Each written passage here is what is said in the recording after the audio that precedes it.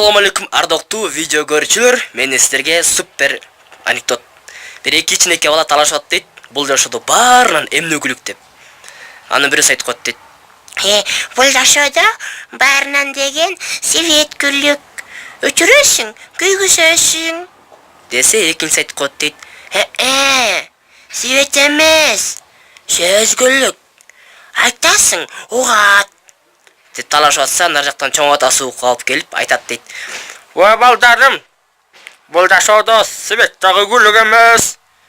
Сөз дагы күлүк эмес. Өткөндө тайга барганда кичине кымыз ичип койдум элем. Ошо күнү ичим бураганда сөз сүйлөмөк турмай свет күйгүзгөнгө жетишкен жокмун. Деген экен. Ошо